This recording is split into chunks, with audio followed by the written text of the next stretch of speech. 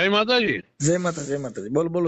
બાપુ એક થોડુંક ચર્ચા કરવી હતી. બીજે બાપુ એક હમણાં જો લાઈવ મૂક્યું ને એટલે બાપુ પૂછતા હતા હમ કે આપણે મીરાબાઈ ના ગુરુ રોહિદાસ ને. હા, રોહિદાસ ચમાર. અને રોહિદાસ ને. હા હા જો ચાલુ રાખજો. રોહિદાસ ચમાર, બરોબર.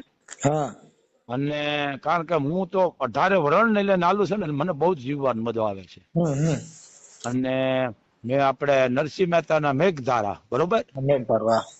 બરોબર ને. અને પછી રામ પહેલા થઈ ગયા, જેને કે વાલ્યો લૂંટારો કહેતા હોય, વાલ્મિક ઋષિ થઈ ગયા, જેને રામાયણ લેખીમાં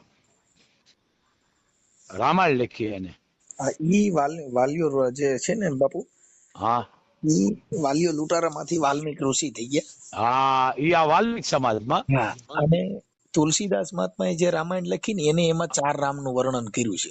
4 રામનું વર્ણન ઈ પછી થયા, પણ હવે પેલા તો આ થઈ ગયા માં લૂંટારો જે કહેવાતા, એમાંથી વાલ્મિક મને અમે ઈ બે દીકરો બાપ દીકરો વાત મેં જોવો તો ખરા આ સમાજની લાગણી ક્યાં ઠેક ગયા, ભગવાનને જેને કે પામી ગયા છે, અને આપણે જી પામ્યા નથી.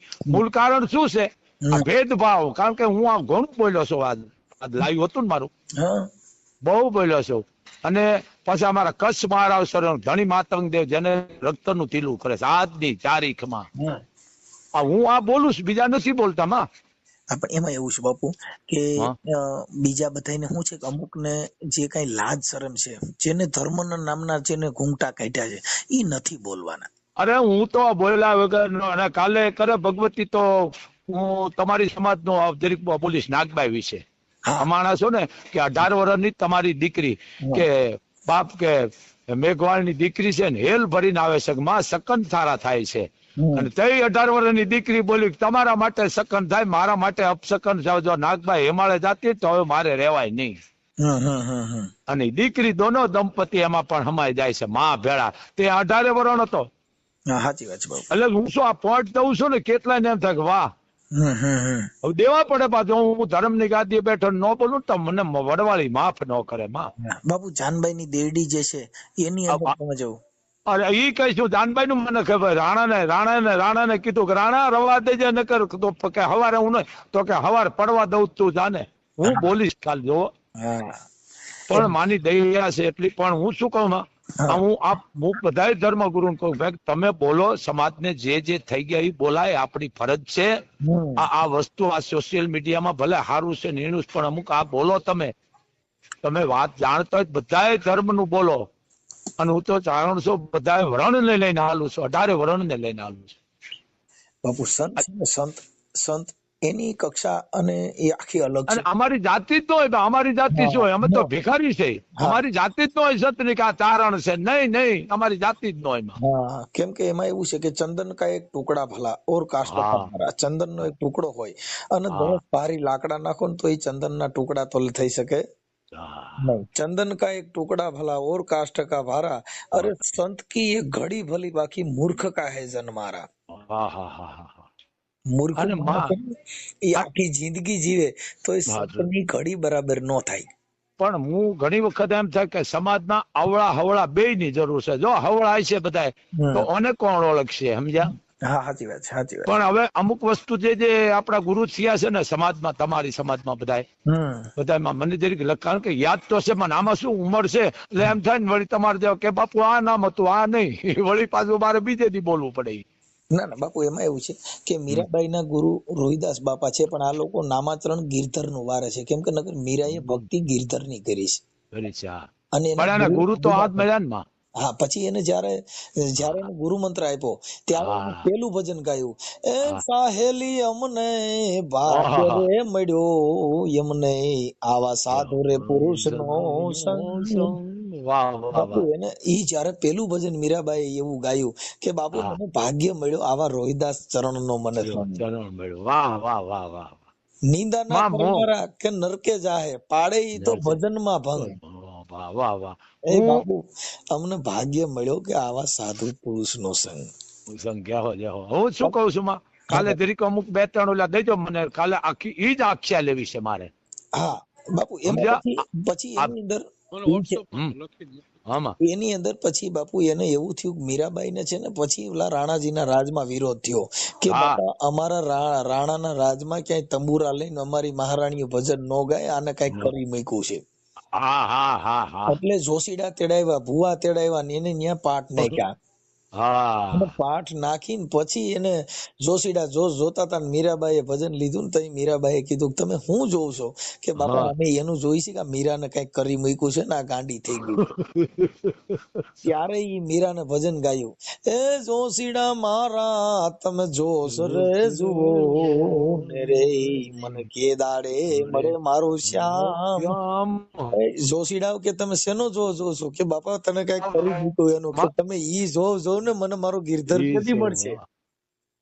મળશે. વાહ વાહ વાહ. પણ એટલે એને કીધું બીજી સોપાઈમાં એવું કર્યું કે દુખડા મારા આ ડુંગર જેવડા હરી, એ જી સુખડા છે મેરું સમાન રે, એ જોશી મારા, એ જી મારા તમે જોશ રે જુઓ ને રે, મને કે દાડે મળે મારો શ્યામ. એને એવી બધી પ્રેમ લાગી ગયો બાપુ, એવો પ્રેમ લાગી ગયો કે મીરાબાઈ રોટલા કરતી હતી ને કૂતરું આવ્યું તો રોટલાની થપ્પી ઉપાડીને ભાગ્યું. અને મીરાબાઈ વેલણું લઈને વાહ ત્યાં કે ભગત ઉભા રહ્યો, કે બાપા સોપડ્યા વગર ના છે, ઘડીક ઉભા રહ્યો તો સોપડી ઘી વાળા કરીને દઉં. એને કૂતરામાં ભગવાન ભાર્યો આવડ્યા ને આમાંય ચડતો નથી. આને ગુરુ મળ્યા કહેવાય મારા બાપ. બાપુ એને છેલ્લી ચોપાઈમાં એવું કીધું મીરાબાઈ કે હું તો પ્રીતરે કરીને આ બાવળી રે બની મારા નાથ, હું તો પ્રીતરે કરીને હું તો એ બાવળી રે થઈ ગઈ મારા નાથ, એ જી હું તો પાકીને થઈ છું પીળી પાન રે, એ દોષી મારા તમે જોશ રે જુઓ ને. આ રોહિદાસ ચરણે એ મીરાબાઈ બોલ્યા હરી, એને કીધું કે રોહિદાસ ને ચરણે મીરાબાઈ બોલ્યા. અને આવડ્યા એને શું કર્યું? ધર્મ માં તો પછાડો ઠાક્યો. એને કીધું ગિરધર ચરણે મીરાબાઈ બોલ્યા. ગિરધર ચરણે રામાપીર ના ગુરુ છે ને બાપુ, રામાપીર ના ગુરુ ઉગમસિંહ દાદા છે. આવડા લોકો એ કીધું કે બાળનાથ ચરણે રામદેવજી બોલે છે. ઉગમનાથ દાદા છે, વાત સાચી છે. એના ગુરુ ઉગમસિંહ દાદા છે. ઉગમસિંહ ના ચરણે દાડો રામો એવું બોલ્યા. અને રામાપીર નું એક જ ભજન એવું છે કે સાહેબ એની અંદર છે ને બાપુ આમ ખુલ્લું પાડી દીધું. એને એવું કીધું કે પૂછો ને પૂરા પંડિતો ને, એ પૂછો ને રે સાધુ સન્યાસી ને, આમાં નીજ નો રે ગુરુ કોણ છે રે જી. રામાપીર કે બાપા કોઈ પૂરા પંડિતો ને પૂછો ને, કોઈ શેખ સન્યાસી ને પૂછો કે આ નીજ કેતા પોતે આ નીજ નો ગુરુ કોણ છે? ઈ રામાપીરે બીજી સોપાઈમાં એવું કીધું કે જમીન કેરી જાત કોણ, અરે આસમાન કેરા ગાજ કોણ, અરે ઈરે ગગન માં બારે મેઘ વરસે, એના રે દેવતા કોણ છે રે જી. બાબા કે આની અંદર જોવ ને કે તમે જો આ જમીન ની જાતિ કઈ, આસમાનમાં ગાજ કોણ, ઈ ગાજમાં કે વાદળા ને વીજળીઓ કમકારા પડાકા થાય તો આનો ભગવાન કોણ છે? કોઈએ જોયું નહીં. આ બધું જ એટલે છે ને પોતાના આત્માની અંદર જે કઈ બેઠો છે ઈ આને ઓળખો નહીં. આની અંદર માં મોગલ બેઠી છે, આની અંદર કન્નકો ભગવાન બેઠો છે, આની અંદર કૃષ્ણ બેઠો છે, આની અંદર રામ બેઠો છે. કે ગીતાજી ની અંદર ભગવાન કૃષ્ણ એવું લખ્યું કે બાપા તું જેવો ધારીને મને સમરીશ ને એવો ધારીને હું આવીશ. જેવો ધારી છે, જેવો તું મને માનીશ એવો થઈને હું આવીશ. એમાં હવે શું કઉ છું, કહેર પછી આવવાનું છે. હા બાપુ આવીશ. ભૂલતા ને મને શું સોમવાર છે, ખૂબ મને મજા આવી છે. હા બાપુ આવીશ. કેમ કે હવે અમારું બાપુ છે ને જીવન સંત મત નું હોય. અમારે કેવું અમારું જીવન. હા કેમ કે અમારા જો ઉભા રહી જાઓ, આપણો સમાજ છે તમારો, બધા આવ્યા છે, દીકરી ની બધા આવ્યા.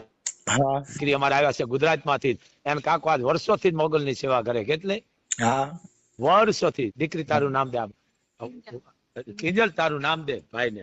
કામ ને રાખ, વાત કર બેટા. આ દીકરી છો તું પરિવાર. હાલો, જય માતાજી. જય માતાજી. બોલો. કેમ છો? મજામાં. મજામાં. મનસુખભાઈ રાઠોડ છે.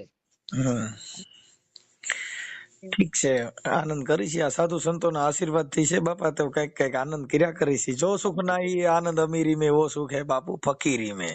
હા સાચી વાત હે. આવું છે, કઈ વાંધો નહીં. બાપુના ચરણોમાં આનંદ કરી છે, આનંદ મંગલ કરી બાપા. આ તો અમારી મોજ હોય, મોજ ની વસ્તુ છે. હા હા, આપો એમને આપો. ચાલુ રાખજો. હા આ દીકરી ની આવ્યા છે સેવા કરવા. હા દીકરી દાદો અને દીકરો સેવા કરે છે, હા સમજ્યા? ઓકે. આનંદ આવે છે માં. મોગલા આમ જેને કહેવાય કે દેશમાં વગાડી રહી છે માં.